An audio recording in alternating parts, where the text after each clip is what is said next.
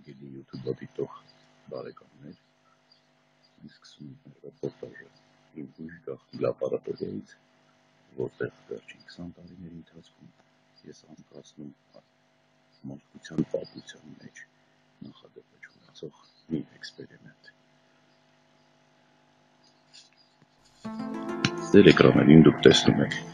առաջին հայացքից սովորական լոլիկ, սակայն ավելի ուշադիր դիտելու դեպքում դուք կհասկանաք, այս լոլիկը ամենևին էլ սովորական չէ։ Այն աճեցվել է ծիրանի կուտից,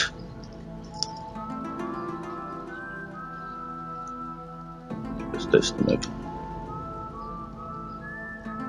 այստեղ հող չկա։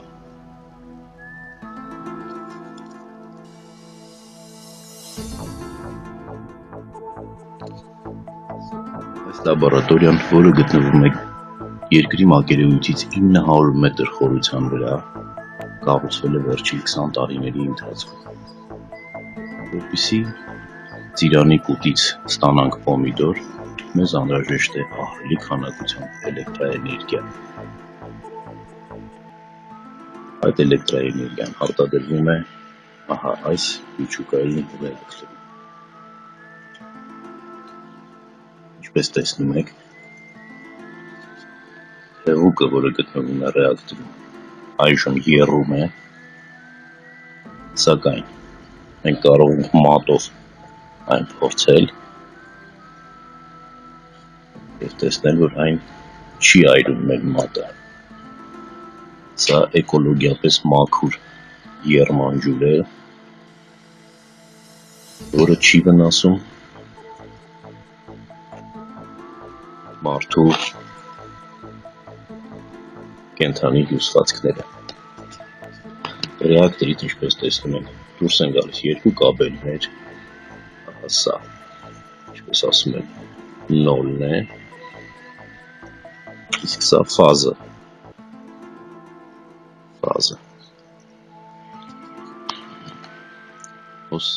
Հոսանքի աղբյուրից դուրս եկող այս երկու կաբելները միացվում են ավելի մեծ կաբելին, խոսքը սրա մասին է, և մեծ հզորությամբ հոսանքը տրվում է այս բույսերին։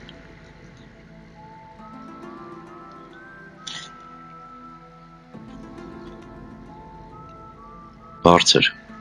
լարման պայմաններում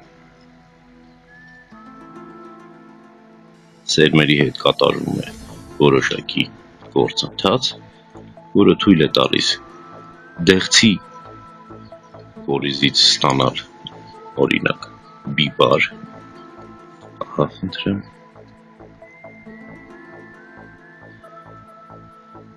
իսկ ծիրանի կուտից կորիզից ստանալ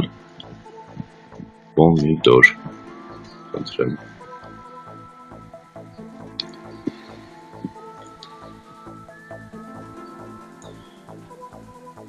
Դուք նկատեցիք երևի, որ ես կաբելին առանց վախենալու ձեռք եմ տալիս, որով հոսում է ահռելի մեծ լարում, բայց նա ինձ չի վնասում։ Սա նույնպես էկոլոգիապես մաքուր և մարդու համար անվտանգ էլեկտրաէներգիա է, որը նույնպես հայտնաբերվել է իմ կողմից։ Խնդրեմ, լրիվ անվտանգ էլեկտրաէներգիա։ Միջուկային ռեակտորի համար օգտագործվել է Հրազդանի հանքավայրերից արդյունահանված ուրանը։ Հիմա մենք կտեսնենք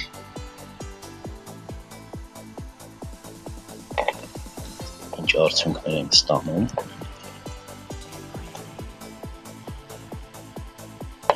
Ինչպես կարող եք համոզվել, հիմա այստեղ մոտավորապես 12-ից 15,000 միկրոռենտգեն ճառագայթում ունենք, որը ավելի շատ է, քան Հայաստանի ատոմակայանի ռեակտորի ճառագայթումը։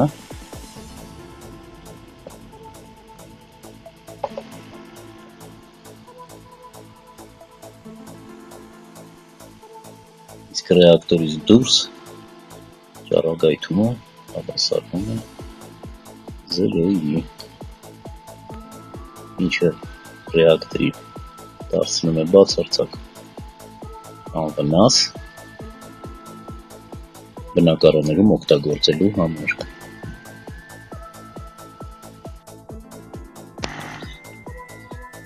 Դեղցի և ծիրանի կտերից, հորիզներից, պոմիդոր ստանալուց հետո էքսպերիմենտը հասավ այլ մակարդակի։ Ես որոշեցի պոմիդոր ստանալ բացարձակապես անօրգանական նյութերից։ Ինչպես տեսնում եք,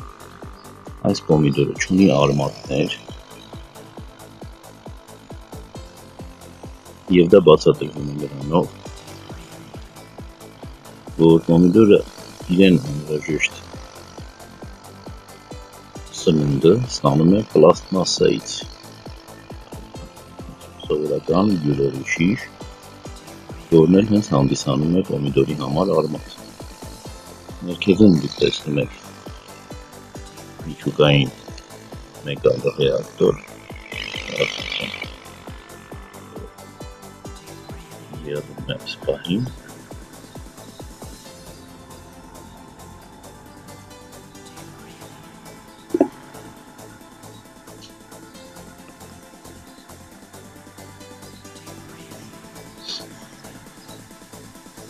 տեսնում եք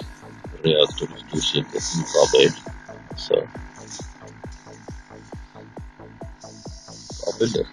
միացված է Հայաստանի էլեկտրական ցանցերին այս սարքի միջոցով։ Այս սարքը իջեցնում է ռեակտորում արտադրված էներգիայի լարումը և հատակարարում այն էլեկտրացանցին լարերի միջոցով։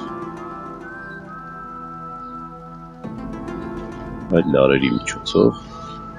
հոսանքը մղվում է Հայաստանի Հանրապետության բնակչությանը։ Այս ռեակտորը կառուցվել է, որպեսզի փոխարինի Հայաստանի գործող ատոմակայանին։ Շատ շուտով, երբ ատոմակայանը դուրս կգա ցանցից, այս ռեակտորները կարողանան ապահովել բնակչության էլեկտրաէներգիայով և դրան զուգահեռ նպաստել տարբեր օրգանական և ոչ օրգանական նյութերից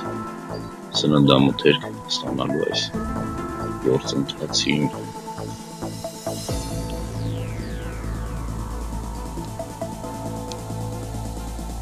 Քիչ առաջ ես ներկայացրեցի, թե ինչպես են պոմիդոր ստանում տարբեր օրգանական և անօրգանական նյութերից, իսկ սա էքսպերիմենտի վերջին փուլն է, որտեղ մենք պոմիդորը ստանում ենք բացարձակապես ոչ մի բանից։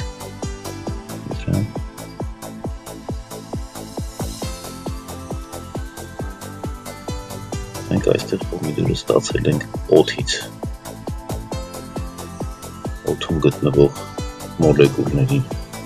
օրգանական սինթեզների արդյունքում օդից ստացել ենք պոմիդոր, ստացել ենք նաև մարոլ, սալատ, և էքսպերիմենտը շարունակվում է։ Չկա